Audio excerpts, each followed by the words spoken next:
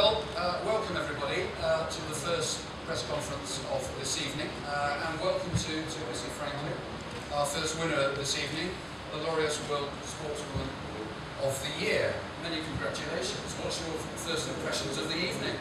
Oh my gosh, I'm still like shaking. I can't believe it. I was saying earlier that I literally grew up watching some of the women I was in a category with, so to even be considered among them is just absolutely incredible. And then the fact that some of the board members of Laureus even know who I am is a dream come true, let alone that they would vote for me for such a prestigious award. I'm truly honored. I'm going to ask questions from the floor, so put your hand up if you would like to ask Missy a question. We'll go straight here at the front then.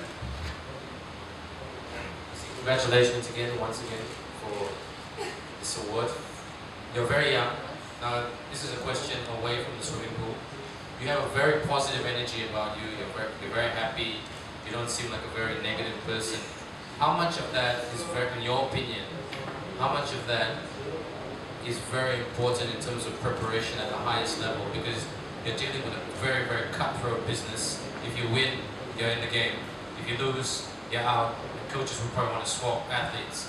So having that positive energy, having that positive vibe, how important is that into not just World Championship preparation, but Olympic preparation? It's huge, especially for me. I'll speak for myself. I think every athlete has their own way of doing things, but for me, I mean, the difference in difficulty of something, of doing it with a positive attitude and doing it with a negative attitude is substantial. I mean, when I attack a practice or attack a meet, if I go into it with a negative attitude, it's going to be 100 times harder than if I do it with a positive attitude. So even when I know I'm losing a race, or if I know I'm not doing as well as I want to, or if I finish and I haven't gone a best time, there's no point in wasting energy being negative, especially if I have another event coming up. It's just using those as learning experiences and growing as an athlete and as a person, and keeping that positive outlook and staying happy all the time. How do you deal with people like your competitors, your colleagues, who do want to see you succeed, but they don't want to see you succeed at the same time? How do you deal with that, for lack of a better word, that bitching negative attitude? You know, I think it's really important that at swim meets, honestly, I haven't met a single swimmer at those meets who has an attitude like that. I think, yeah, I don't know if it's swimming, but our sport has an incredible group of people in it, and we all have a wonderful attitude, and I always just know that the only lane that I can control is my own, and so the only attitude that I need to control is my own, and so that's the only one I'm going to try and focus on. Missy, you still compete as an amateur. Yes. Can you tell everyone why that is and how long it's likely to continue for? Yeah, of course. So I'm still competing as an amateur athlete. I had the option after London to turn professional, but I chose not to because I really wanted to compete collegiately and swim for a college team, because that's always been a goal of mine, because college swimming is so team-based, and I really wanted to be a part of that team, and I felt like that was really going to help me grow in and out of the water, and so far it absolutely has. We just finished up our first season, and I'm hoping to do one more before I turn professional. So. Next question over here. Missy, you're studying psychology. I was wondering how much of a head start does being a top-class athlete have in terms of the workings and the sort of the limits of the human mind? Well, I'm just getting started on my prereqs, so I haven't gotten too far into psychology yet.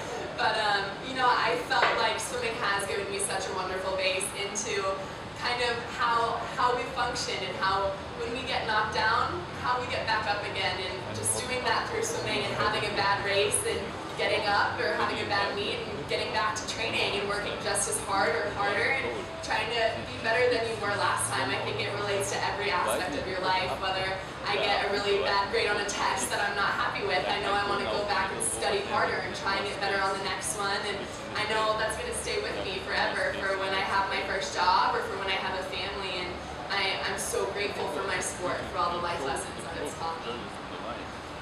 Next question down the front, please. Missy, congratulations. You were saying earlier today about how much you idolize Serena Williams. Do you still see yourself maybe performing at this level in 10 years' time? You know, I don't know. I mean, that's one of the reasons why I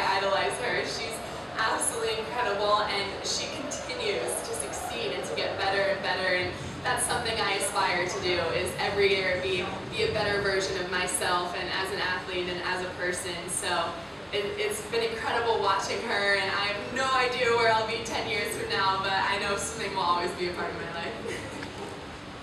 Any other questions, please, from the floor? Please raise your hand if you'd like to ask a question. I've got another one for you there. Last year, Barcelona, obviously, 6 goals. I mean, that's creating swimming history. It's not just winning a lot. Is that important to you to create history in your sport as well as the personal victories that you get?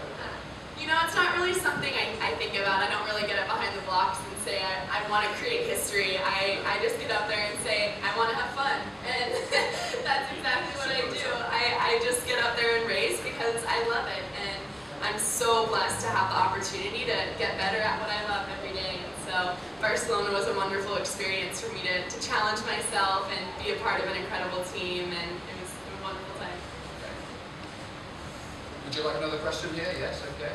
Missy, how about life after swimming? I know you're very young, but a lot of athletes, when they retire from their respective sport, they go through some form of a depression.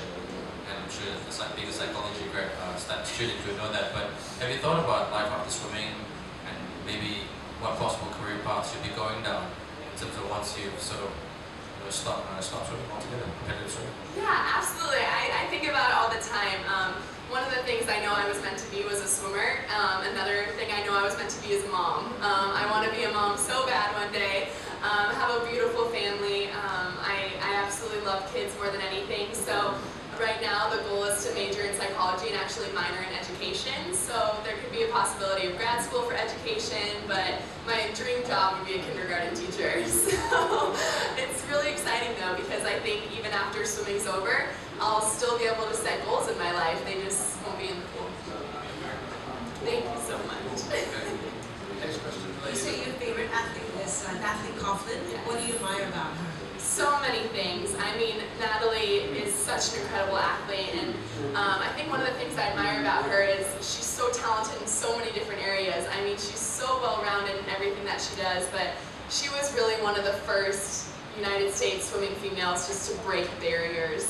And just watching her do what she's done, and it's been absolutely incredible, and I've been unbelievably lucky to get to know her and be able to call her my role model and my friend, and we train together in Berkeley, and I get to see her every day now, and it's an incredible experience.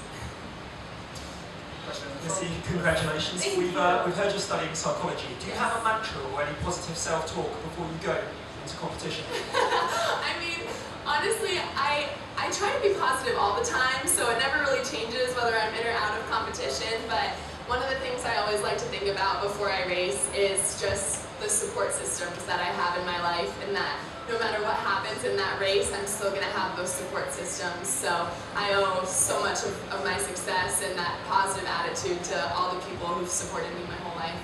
Thank you. Is there any other questions from the floor? Please raise your hand. If there isn't, I think we'll let Missy get back to the party. Thank you. Thanks for coming down. And also, on behalf of all the press, you did an awful lot of media earlier on today, and we all do very much appreciate it. Thank you very much. Thank you so much.